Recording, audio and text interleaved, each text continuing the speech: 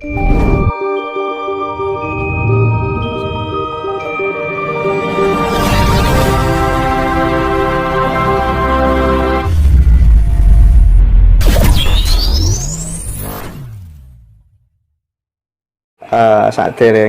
wonten napa-napa wonten menungso saderenge wonten napa kemawon niku janjane riyin niku wiwitan niku entene napa Mbah saderenge enten menungso asal mula penciptaan niki lho wujude napa niku wujude saderenge menungso saiki sing dirohi mawon nggih sing dirohi mawon sejarah. Contoh wong akeh meteng. Sing digembol kan nggih dereng enten. Tapi mempeng nek golek jenenge woh. Woh dirujak. Makanan dulu. Berarti saderenge woh, saderenge menungso nek ndelok gambar teng dhuwur nika nggih tetuwuhan. Tetuwuhan. Dadine woh niku wau. Contone lentang Bromo, lentang dalan ngarepe lentang Kambil Doyong. Lah ya tukuan lho niku. Kambil Doyong. Lha niku. Lah akhire nek surup napa niki tetukuane kok ngarep. Ngeten. Lah niku gambare pun enten kok. Oh, bae wong ki terus teng mriki oleh tumuse wong nyidam niku wau. Ngoten niku ceritane. Entene niku. Sing kula jawab niku sing enten mawon sing iso diwaca maksude. Nggih. Berarti kados jagat gumelar niki nek menurut Mbah Karim mungkin badhe lebur, badhe ical napa saklawase nggih ngeten kemawon. Jagat gumelar niki. Jagat gumelar iki ngeten Gus. Sing jarane urip iki ra cutel Gus. Nggih. Lah kok iso lah sapa sampean pun tahu krungu nek wong nyutono laut. Laut isine napa? Nguripan. Lah berarti tangga ngeten mawon. Nggih. Tapi nggih, masuk, Mbah. Ayo. Aku krungu kuwi. Ya saged kula tampi niku. Lah, sesuk dinalar maksude, ngoten lho. Eman-eman Mbak. Saene ngeten tok terus di gulung-gulung. Yang niku ngoten niku lho. Jadi jenenge duduk seleh ngoten niku. Wong duduki dereng ketemu ditemu. Dan aja kok anggere tenge wareg dong geblak ngorok ngedeni bature lah kuwi sing wis kena diguru wong ngono kuwi. Berarti PR urip niki duduk seleh. Duduk salah. Setiap waktu Napa mawon, pun to sampean pikir dhewe. Arene ndi kowe? Nggih. Nggih, Mbah. Iki omongane Mbah Karim iki wong konyol. Wong ora sekolah rek yo ngene iki, Gus. Mbah. Nek menawi enten tiyang badhe sinau kawruh niku lak wonten teruse pelajaran tasik kulit. Niki mpun mlebet jeroan. Niku nggih to, Mbah? Ndak. Ya nek sakniki nggih. Pamane ngeten. Kowe nandur jagung. Niku sing nguruki. Mboten dijelaske. Tak ngoweh maca tulisan iki. Kowe nandur jagung lek carane ra didono. Ha ngantek tuwek gak panggah nandur jagung ngono tok. Mangkane manggon teng kulit niku ngoten niku lho maksude, maksud niku. Dadi nduduhna anak putu langsung jelas. Awale iki, kowe urip iki, kowe dienekno urip karo Allah ki Allah ndek karep piye? Maksude piye? Contone sifat Allah, sunat Allah ki nggone ndi? Sing tau mbok alami piye? Itu genah Gus niku. Ngomong ngoten niku. Napa, Mbah? Karepe Gusti Allah nyiptakno kula njenengan sedaya niki, Mbah. Saniki ngeten mawon, cukup sing genah mawon. Nggih. Sakwise sak bare rendeng kan 3. Nah. Sakwise bar 3 kan ning udan. Nggih. Lah ning udan teko kuwi kudune sampean ki nandur. Lah nek sampean gak nandur, berarti melanggar to sampean. Ora panen kok. Contone niku. Niki mboten nate nandur, Mbah, nyopir terus kok. Kok mboten ngarani niku niku? Dunya. Oh, nggih.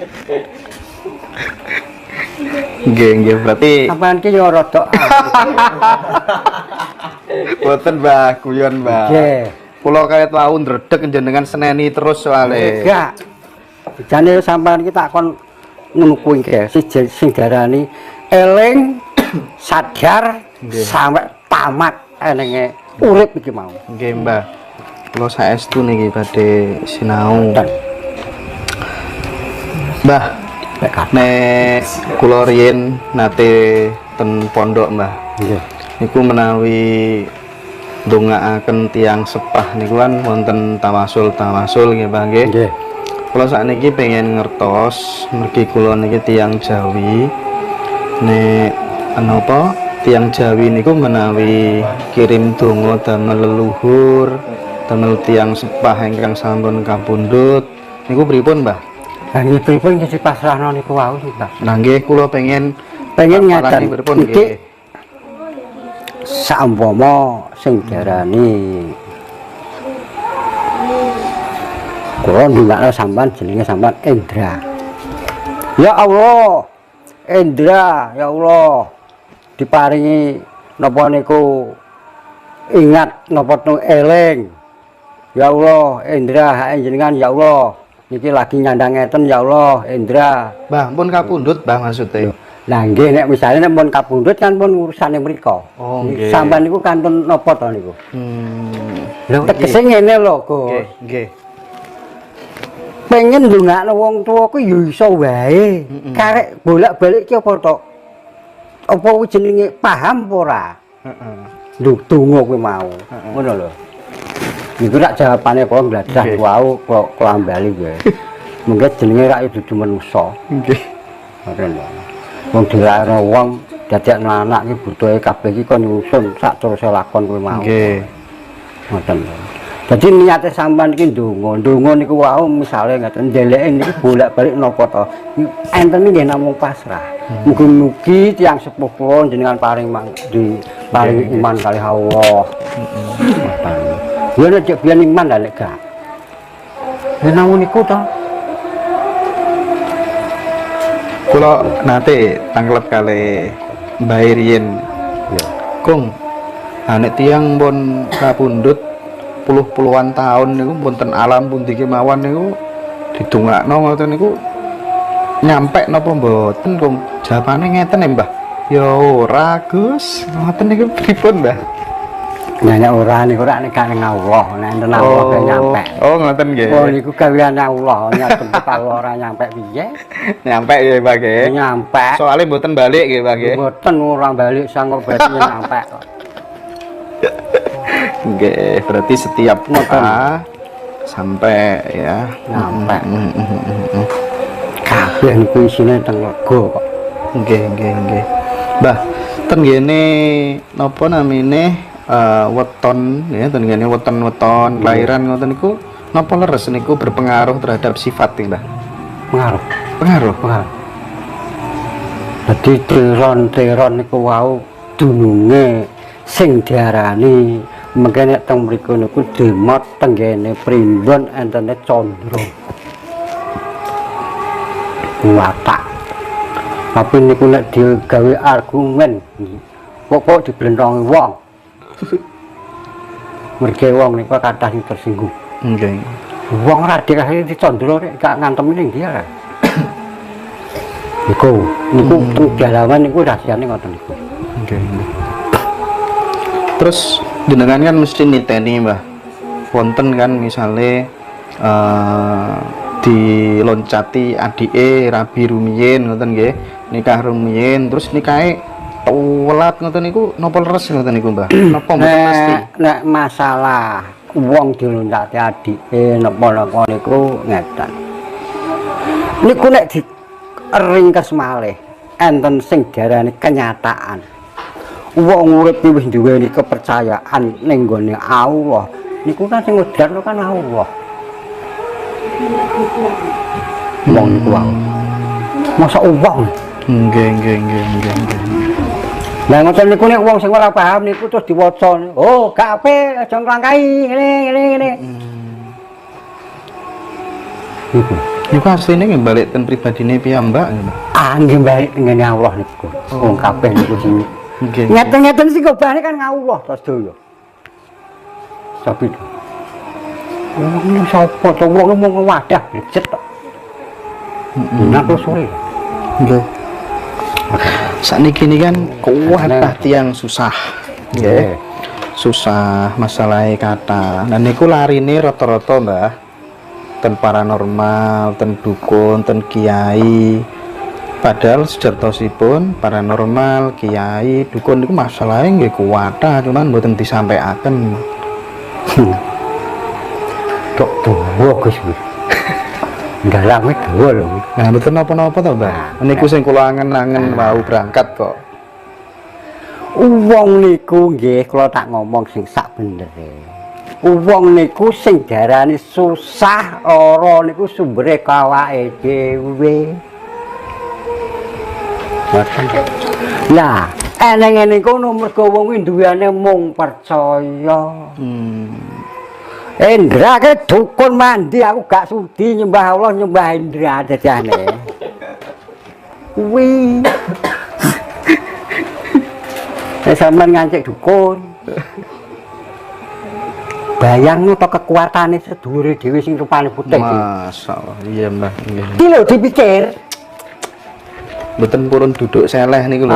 Alah, ning apane wong-wong e. Nggih. Padahal pun gadah dukun paling mandi. Wis gak iso pisah ngono lho, wis mbok kena mbok takoki. Aku njaluk kekuatan Allah lewat air ki ngene-ngene iki lho. Mbok beleh, mbok besar ora gak metu watune metu lak dadak rupane abang. Are apa wong ya ora ngombe ora betah ngono lho. Kok takon mas dukun dhewe ora betah ora ngombe kok takoki. Iya iku. Benae kaya ngono cek mbok simpen piye Mas? Mbok jembe bulet neh iku kok ora mentah neh kowe kok. Nggih. Nah, iki genah ngene iki, ngono lho. Niki penting sangat. Penting sampean aja ingkar teko nggone abang karo putih tenan. Berarti sakniki ora iso kowe arep ingkar. Menawi wonten napa mawon kedah saged nglesekaken piyambak kali dulure niku wau. Sedulur ingkang sejati wau. Sing ora iso pisah. Neng diparak mesti kowe petuk kowe. Kowe ora iso pisah. Ora kuat kowe arep misah. Ayo. Nah terus nek dulure sejati mboten dikaweruhi, mboten dingertosi. Nah niku akibate napa, Mbah? Lah ning ngajupen kuwi. Oh, nggih nggih nggih. Bentuk ka? Bentuk. Nggih, ngeten sakniki. Sedulur sejati niku carane ngrumat pripun, Mbah? Butuh diruwat, butuh dirumat napa mboten? Butuh disenengno napa mboten? Butuh diakoni napa mboten? Lah niku tinggal Allah to nyebutin nganggo nama Allah kok. Itu kan paringan Allah. Masa Allah arep mbok jenang? Nggih. Allah gak butuh apa-apa. Butuh iki lho, jejeg lho. Urus kowe iki lurusa. Murniya. Lho. Allah peneng Allah diluwi beras karo dhuwit aku ora tumono. Nggih. Ora dukun neh iki kok. Berarti sedulur sejati kalih guru sejati niku nunggal napa benten? Dulur sejati kalih guru sejati. Guru sejati.